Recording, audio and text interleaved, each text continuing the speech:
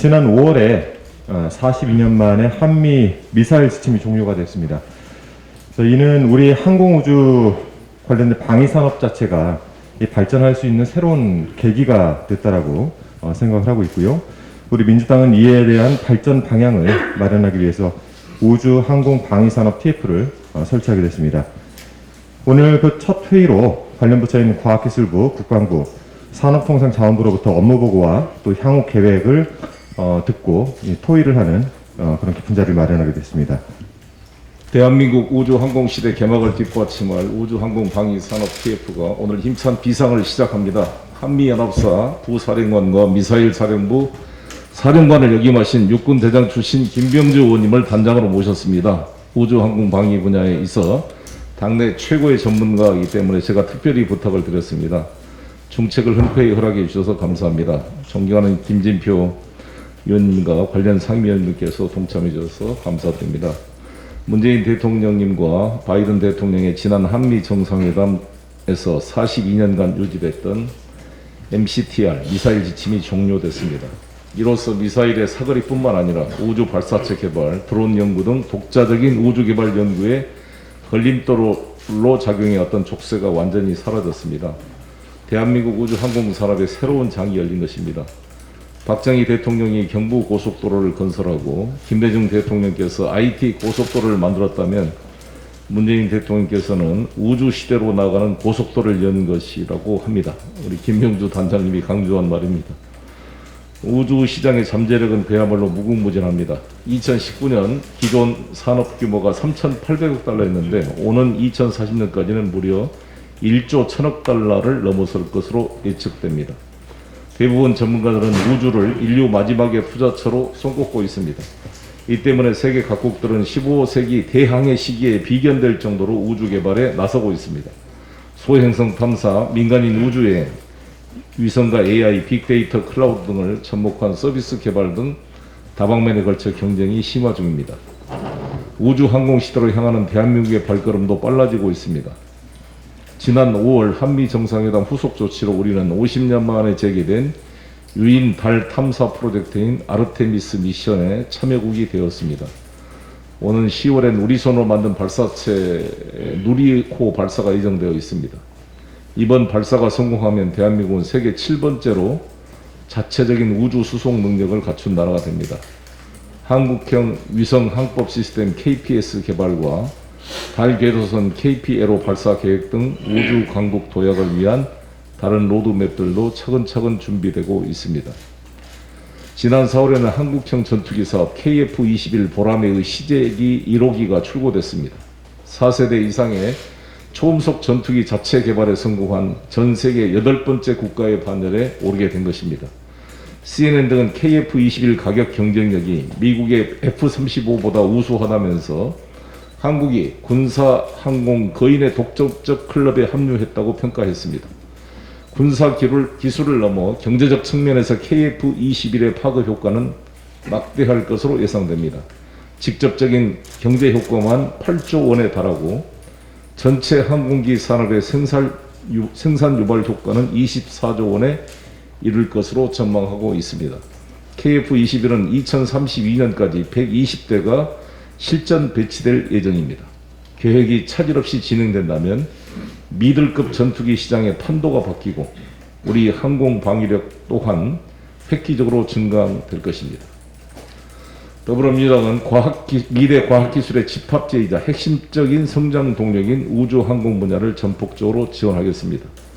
우주항공방위 TF를 중심으로 현장이 필요로 하는 사항들을 정책과 예산의 최우선으로 반영하겠습니다. 특히 우주항공 분야를 전담 총괄하는 컨트롤타워 수립 방안 역시 적극 검토하겠습니다.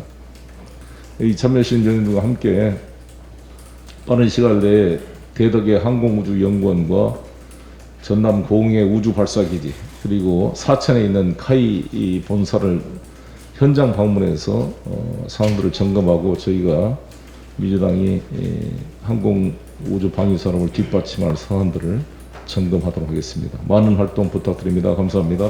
안녕하십니까. 우주항공방위산업 TF 단장 김병주입니다. 지난 5월 42년 만에 한미 미사일 지침이 폐기되었습니다. 이제 우주로 가는 고속도로가 깔린 것입니다. 그동안 제약이 있었던 국내의 우주항공 방위 산업에 무한한 가능성이 열렸습니다. 미사일 사거리, 무인기 탑재 중량, 우주 발사태 등의 제한이 모두 풀렸기에 우주라는 기회의 장이 열린 것입니다. 우주는 안보 측면에서는 새로운 전장이고 산업 측면에서는 새로운 시장입니다. 앞으로는 우주를 선점하는 나라가 선진국이 되고 강대국이 될 것입니다. 그런 의미에서 우주항공방위산업 TF는 우주 개척을 이끌어가는 하나의 팀이라고 생각됩니다. 우리 TF는 한미 미사일 지침 폐기에 맞추어 송영길 당 대표님의 강력한 의지와 조승래 공동단장님의 노력이 합쳐지고 국방위, 가방위, 산자위 위원님들의 여러분들이 모두 힘을 모아주셨기에 이렇게 TF가 발족하게 된 것입니다. 이에 대해서 진심으로 감사드립니다. 앞으로 우리 당은 당정청의 긴밀한 소통을 통해 법과 제도, 예산과 여론을 주도하며 우주항공방위산업에 강력한 추진력을 불어넣을 것입니다. 먼저 우주개척의 정책적 뒷받침은 국가우주위원회를 국무총리실 산하로 격상하는 것부터 시작될 것입니다. 우주개발은 매우 고도화된 기술로 집약시키는 일입니다. 그리고 그 기술을 안보와 산업에 적절하게 사용해서 국민에게 편익을 제공하고 안전을 보장해야 할 것입니다. 지금까지 과학기술정보통신부, 국방부, 산업통상자원부가 개별적으로 우주개발을 진행해 왔습니다.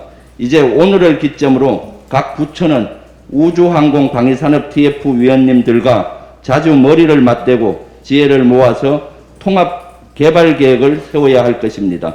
위성, 발사체, 우주탐사, 그리고 우주에 우리의 우주 자산을 보호하는 등 다양한 우주 개발과 보호 계획에서 중첩된 부분은 나누고 특화된 부분은 강화해서 최고의 시너지를 만들어갈 것입니다. 우주에 대한 특별한 관심을 가지고 이 자리에 참석해 주신 모든 분들께 감사드립니다. 앞으로도 우주항공방위산업의 현장 방문과 정책 토론 등 다양한 활동을 하면서도 선택과 집중을 통해 확실한 성과를 내겠다는 말씀을 드리며 앞으로도 많은 관심과 성원을 부탁드립니다. 같이 갑시다. 고맙습니다. 네, 우선 우리 당이 우주항공방위산업위원회 태스크포스를 구성한 것은 참 잘한 일이다.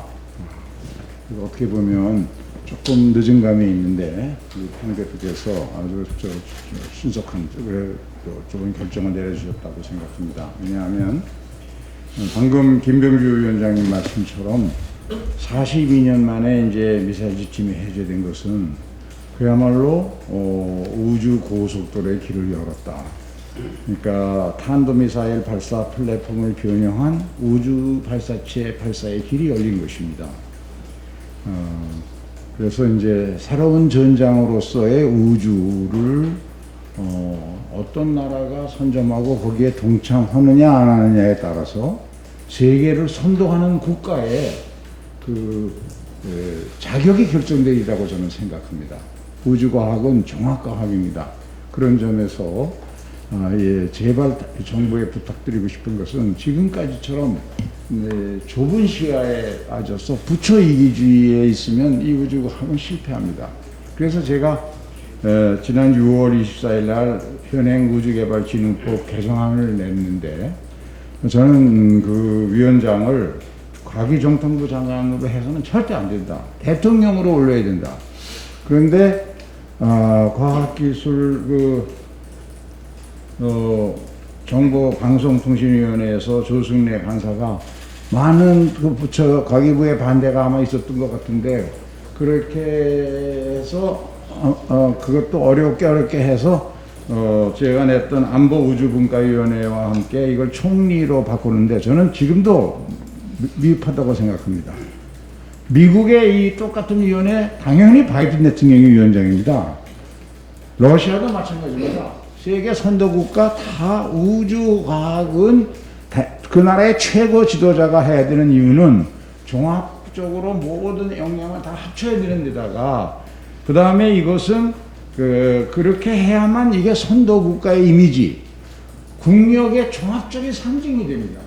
과거에 소련과 미국의 이 경쟁이 우주 경쟁으로 시작됐고 중국도 군사 굴기를 우주로 시작하지 않았습니까? 우리가 선도 국가를 지향한다면 대통령제 국가에서 다른 분야는 총리한테 넘길지라도 이것만큼은 대통령이 해야 되도록 태스크포스에서 한번 논의를 해서 이걸 격상시켜 주셨으면 좋겠습니다.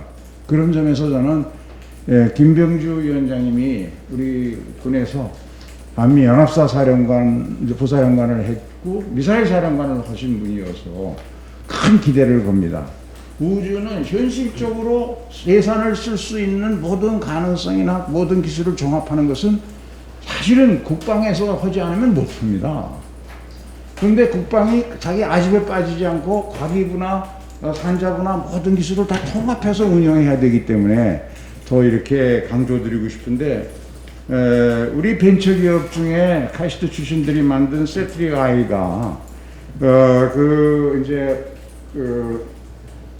위성 본체로부터 지상 시스템, 전자공학 탑재체 기술을 UAE에 전수해 줬습니다. UAE 기업이 우리나라 가서 그거 배워가지고 3개월 전인가 2개월 전 그 사이에 화성 궤도로 진입하는 아랍에미리트 위성 발사에 성공했습니다.